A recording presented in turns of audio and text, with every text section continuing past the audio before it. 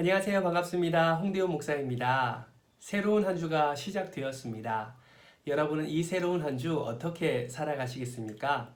지금도 여러분과 함께 하시는 그 임마누엘 하나님과 동행하심으로 그 임마누엘 하나님 안에 있는 풍성한 은혜와 복을 누리는 그런 한 주가 되기를 주님의 이름으로 축복합니다. 오늘 저와 함께 살펴볼 하나님의 말씀은요. 누가복음 16장과 17장 말씀입니다.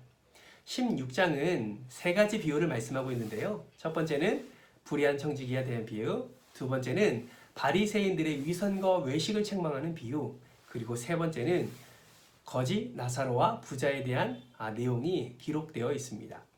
사랑하는 성도 여러분, 불의한 청지기의 비유는 어떤 내용입니까? 불의한 청지기는 주인의 소유를 낭비하는 자였고 결국 해고를 당하게 되지요.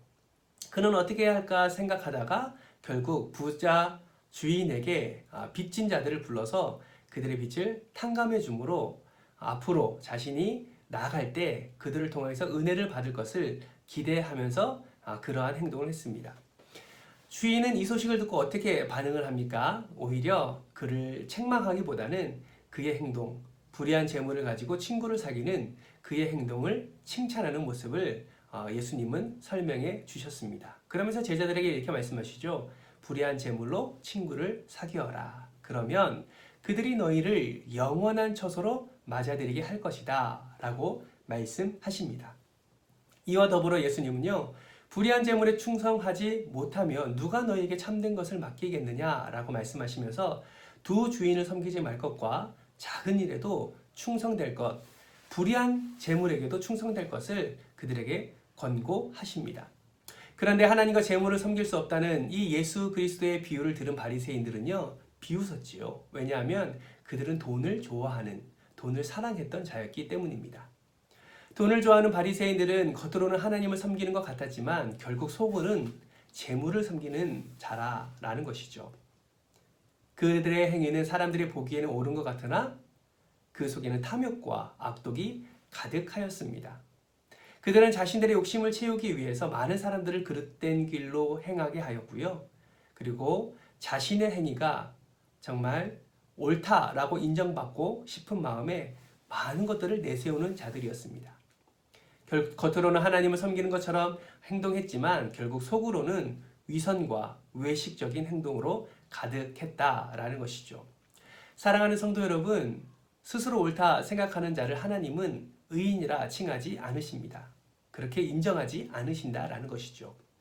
우리는 바리새인들의 모습을 통해서 우리의 삶, 우리의 생활을 한번 점검해 보았으면 좋겠습니다. 나는 하나님보다 재물을 더 사랑하고 있지 않은지, 나는 하나님께 인정을 받기보다 사람들에게 인정받으려고 노력하고 그렇게 위선과 외식으로 살아가는지를 점검해 보아야 합니다. 하나님주의가 아닌 율법주의로 살아가는 그런 어리석음을 벗어버려야 한다는 것이죠. 오히려 율법의 완성이신 예수 그리스도 그 복음 안에서 우리는 사랑과 은혜와 용서의 결실을 맺으며 살아가야 된다라는 것입니다. 세 번째 비유는 어떤 비유입니까? 거지 나사로와 부자에 대한 비유입니다. 이 비유는 너무나 잘 알고 있지요. 거지 나사로는 정말 비참한 삶을 살았습니다. 먹을 것이 없었고 헌대를 앓고 있었습니다. 개들이 와서 그 헌대를 하실 정도로 정말 비참한 삶을 살았지요. 반면에 부자는 호의호식하면서 사는 것을 말씀을 통해서 확인할 수 있습니다. 이 비유는요, 바리새인들이 하늘나라에서의 삶과 최후 심판을 믿으면서도 또 신앙에 부합하는 삶을 살지 못하는 그런 바리새인들의 삶을 경책하기 위한 비유였습니다. 거지 나사로와 부자는 나중에 어떻게 됩니까? 결국 두 사람 다 죽게 됩니다. 거지 나사로는 하나님의 품에 안기게 되었지만 부자는 음부에, 지옥에 빠지는 비참한 신세가 되었지요. 부자는 음부에서 자신의 죄를 깨달았지만 결국 그곳에서의 깨달음은 아무 소용이 없다는 것을 우리에게 말씀하고 있습니다. 사랑하는 성도 여러분, 우리는 회개의 기회를 놓친 부자의 마지막을 보면서 하나님의 권한 아래 놓여 있는 때와 기한에 대해 우리가 두려운 마음을 가져야 한다는 것을 기억하시기 바랍니다.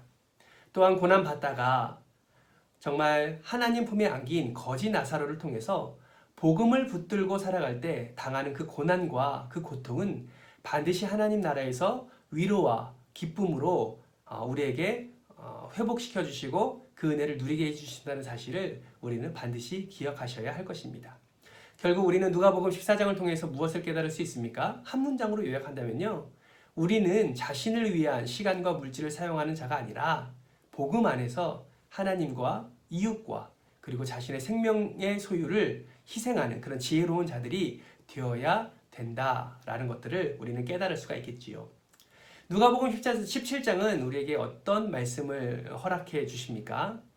누가복음 17장은 크게 두 가지로 나눠서 설명할 수가 있는데요. 1절부터 19절까지는 그리스도인의 생활, 그 삶에 대한 설명을 해주고 있고요. 20절 이후에는 그리스도의 재림에 대한 설명을 우리에게 말씀해주고 있습니다. 사랑하는 성도 여러분, 그리스도인의 삶의 어떤 모습이 올바른 믿음을 가진 삶의 모습이라 할 수 있을까요? 누가복음 17장은 이러한 삶은 먼저 형제를 실족시키지 않는 삶이다 라고 말하고 있습니다. 실족이라는 말은요, 장애물, 그리고 올가미, 미끼, 함정 이러한 의미를 가지고 있습니다. 실족해 하는 자는 하나님의 심판을 받게 된다고 성경은 말씀하고 있고요.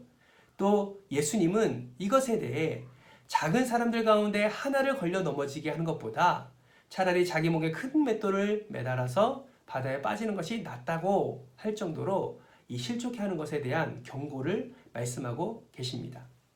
이는 당시 의인이라 자처하는 바리새인들과 율법주의자들에게 많은 사람들이 영혼의 상처를 받고 괴로워하는 상황들을 생각하시며 말씀하신 것이지요. 또한 죄를 짓도록 유도한 그들에게 경책하기 위해서 하신 말씀인 것입니다. 그 다음은요, 형제가 죄를 범하게 된다면 그를 경계하고 또 회개하거든 용서하라는 그런 삶을 우리에게 말씀해주고 계십니다. 형제의 범죄를 보면서 이를 묵과하는 것은요, 마음으로 그에 대해 무관심하고 소외시키는 것과 마찬가지입니다. 그러므로 범죄를 볼 때는 경책하며 또한 책망해야 하는 것이죠. 이는 성도들의 의무 중에 하나로 죄인을 권면하는 일에 속하는 것입니다.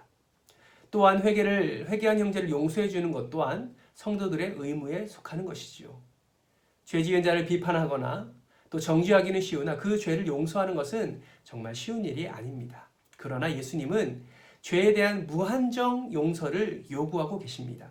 주님께서 무제한의 용서를 가르치신 것을 기억하면서 저와 여러분은 용서의 생활을 살아내야 된다라는 것입니다. 예수님은 이러한 올바른 믿음을 가진 자의 삶은요, 하나님의 놀라운 이적을 맛볼 것을 말씀하고 있습니다. 그 말씀을 어떤 비유로 말씀하십니까? 겨자씨 비유로 말씀하시는 것이죠. 정말 우리 안에 작은 그 겨자씨만한 믿음이 있으면 하나님이 예비하신, 하나님이 능력을 베푸시는 그 기적을 맛볼 수가 있다라는 것입니다. 바라고 소망하기는 저와 여러분이 정말 믿음을 실천하는 삶을 살아서 하나님이 예비하신 그 풍성한 은혜를 누리기를 주님의 이름으로 축복합니다. 그리스도인의 삶에 대해 예수님은 또 다른 말씀을 하시지요. 그것은 그리스도인의 삶의 자세와 태도에 대해서 말씀하고 있다라는 것입니다. 그리스도인의 자세와 태도는 무엇일까요? 예수 그리스도의 다시 오심, 그 재림을 소망하고 갈망하면서 살아야 된다라는 것입니다. 그러면서 무슨 말씀하십니까? 종의 비유를 말씀하십니다. 종은 주인의 소유입니다. 종은 주인이 시키는 것은 무조건 어떠한 요구도 하지 않고 감당해야 하는 자가 바로 종이다라고 말씀하고 있다라는 것이죠. 예수님은 제자에게 종에 대한 비유를 말씀하시면서 제자들이 바로 이러한 종과 같은 하나님의 일꾼이 되어야 된다고 성경에서 말씀하고 있습니다. 종에게 있어서 자기 주장은 없습니다. 오직 주인의 명령이 그에게 법이고 이 법을 순종하지 않으면 거역을 하게 되어 심판을 받게 된다라고 말씀하고 있다라는 것이죠. 그가 주인에게 충성되이 순종할 때 주인은 그를 사랑하고 그에게 은혜를 베풀어 준다라는 것입니다. 저와 여러분은 예수 그리스도 우리 하나님의 종의 신분임을 기억하시기 바랍니다. 뿐만 아니라 우리는 하나님의 친구이고 하나님의 자녀이고 그런 하나님의 사랑을 누리는 자이지요.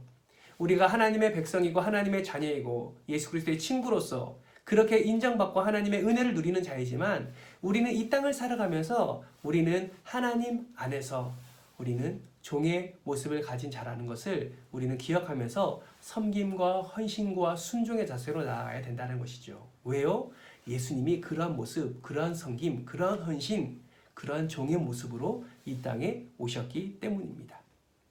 이후 예수님은 재림을 이야기하면서 이 땅에 다시 오실 때 심판장으로 다시 오게 될 것이며 믿음 있는 자의 삶과 그렇지 않는 자의 삶을 구분하시고 결국 천국과 지옥으로 그 심판을 행하시겠다라고 성경은 말씀하는 것을 보게 됩니다.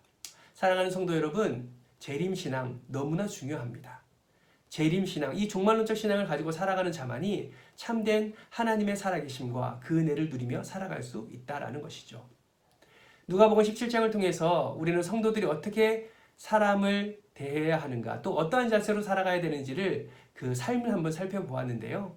어떠한 여건에 처하든지 우리는 다른 형제들을 실족하지 않아야 됨과 또 교회 안에서도 이기주의, 개인주의가 아니라 종의 모습으로, 섬기는 모습으로, 오히려 충성하는 모습으로, 순종하는 모습으로 살아갈 때 하나님께서 우리 안에, 우리의 삶 가운데 풍성한 은혜를 허락해 주시고 함께 그 은혜를 누리게 하신다라는 것을 우리는 반드시 기억해야 할 것입니다. 사랑하는 성도 여러분, 오늘 하루를 살아갈 때 하나님의 그 사랑을 또한 순종함을 통해서 흘려 보내심으로 풍성한 은혜를 누리시기를 주님의 이름으로 축복합니다. 종말론적 신앙을 가지고 그리스도인답게 하나님이 기뻐하시는 모습으로 살아 하나님의 그 사랑을 풍성히 경험하시는 복된 하루 되시길 주님의 이름으로 축복합니다. 감사합니다.